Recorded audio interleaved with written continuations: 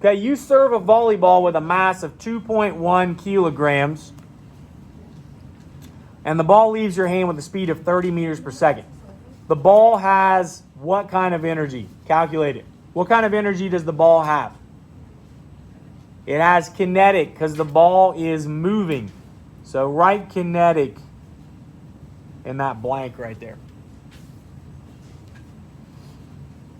Now let's go ahead and calculate it. So remember, kinetic energy equals 1/2 mass times velocity squared. And we're going to plug in our variables here. So the mass is 2.1 kilograms. And actually, we need to multiply that by 1/2. So 1/2, 2.1 kilograms.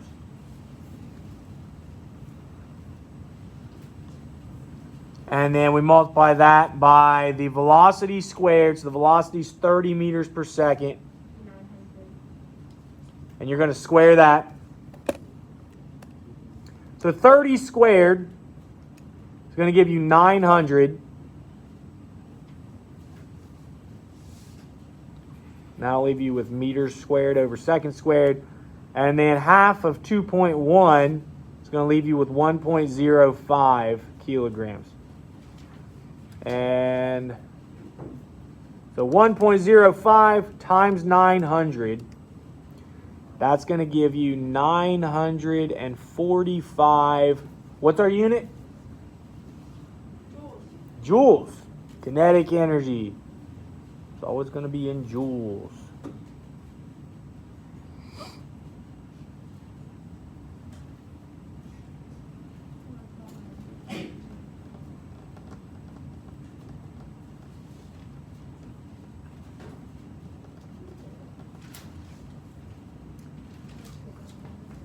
All right. Now go ahead and jump down to number 8.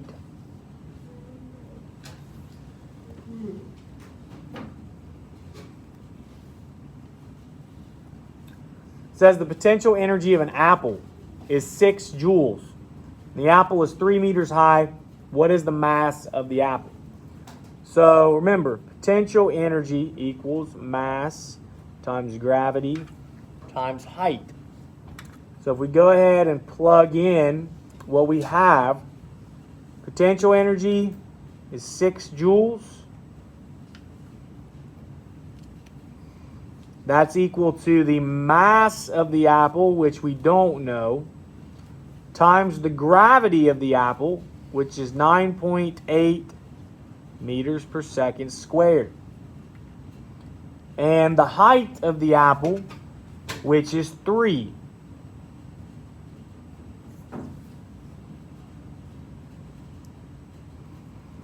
All right, how are we going to get mass by itself? We got to divide. So we're going to divide both sides by 9.8 times 3. So we'll end up with 6 divided by 9.8 divided by 3. Okay? So if we go ahead, take 9.8 times 3, that gives us 29.4. And 6 divided by 29.4, that's going to give us a really big decimal. So mass is equal to 0.20408. I'm not going to give any more decimals than that because I'm not going to keep them. What's my unit for mass? Mass. Oh, meters. No, kilograms. Kilograms. Okay?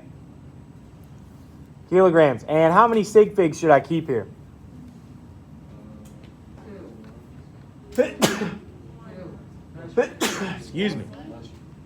Technically, I should keep 2 because of the 9.8 meters per second squared. So I would actually round this to 0.20 kilograms.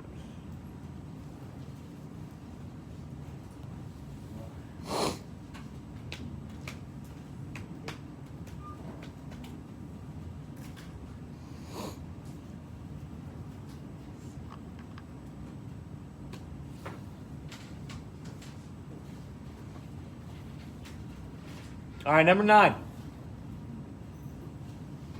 Two objects were lifted by a machine. One object has a mass of 2 kilograms and was lifted at a speed or velocity. They're calculated the same way. Of 2 meters per second. The other had a mass of 4 kilograms and was lifted at a rate of 3 meters per second. Which object had more kinetic energy while it was being lifted? All right, well, let's figure it out. Remember, kinetic energy equals 1/2 the mass times velocity squared. So if we plug in our values for the first object, its mass is 2 kilograms.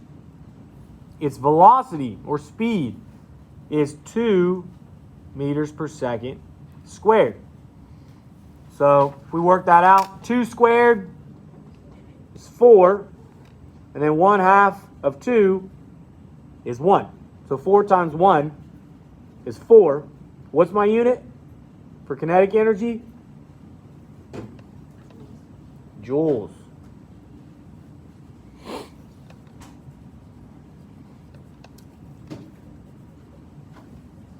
All right, object 2. Object 2, the mass is 4 kilograms. And the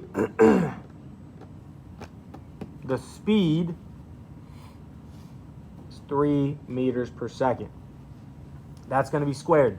Well, 3 squared, 3 times 3 is 9, times 1/2 of 4, which is 2. So 9 times 2 is going to end up giving us 18 joules.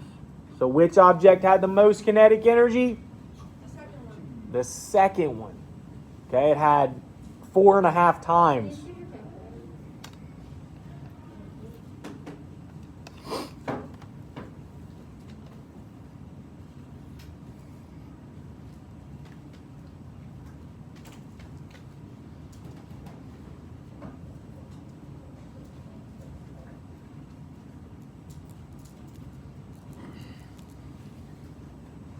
All right, everybody with me so far? Okay.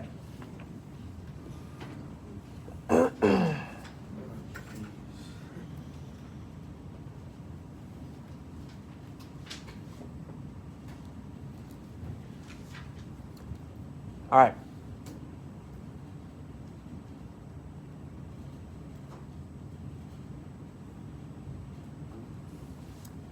I want to try number 11.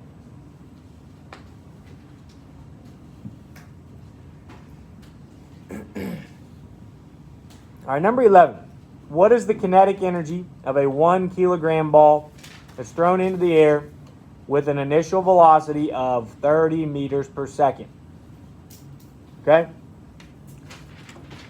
All right, kinetic energy, we know, is 1/2 mass times velocity squared.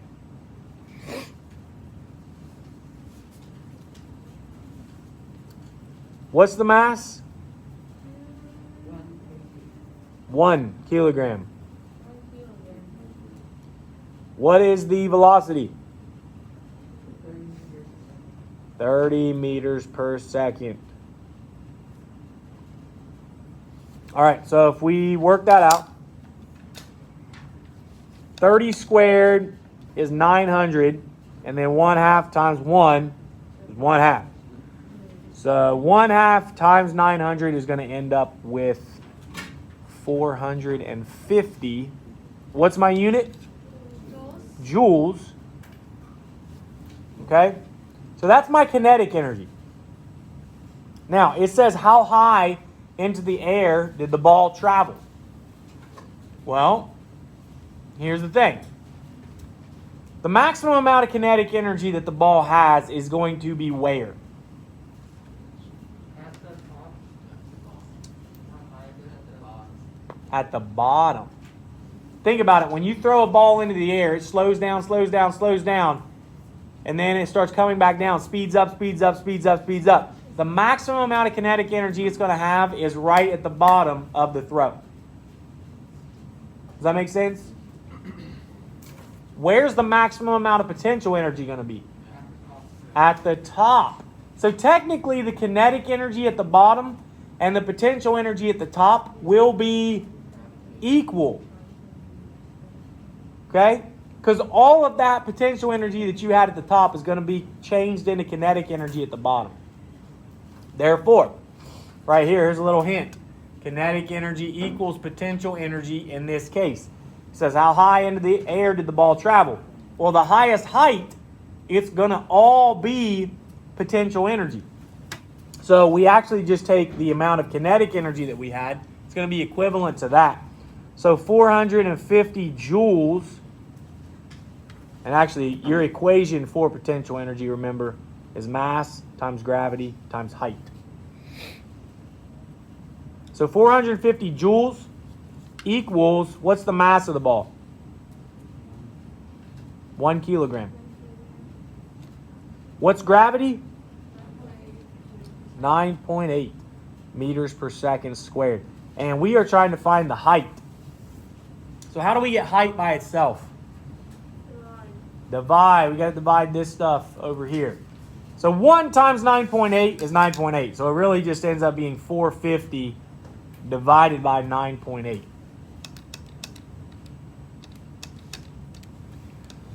So that means the height is going to be equal to 45.9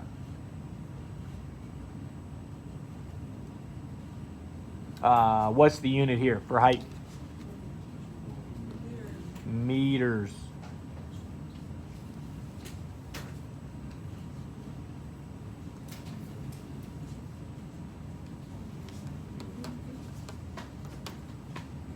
How many sig figs should I technically keep here? 1 kilogram is actually limiting me, so in actuality, I should round this to 50 meters. All right. Anybody have any questions? Okay. This is what I want you to do. You have 14 minutes till the bell. You need to have the front page. Okay, so down through 9B. And we did 3 of them together, so that leaves you with like 7 problems. I want that done by tomorrow. The front page? Just the front. Really 5 problems. 5? It's not many. 1, 2, 3, 4, 5. Oh, I did number 2 myself. Oh, yeah. Yeah, 6. So, not too bad.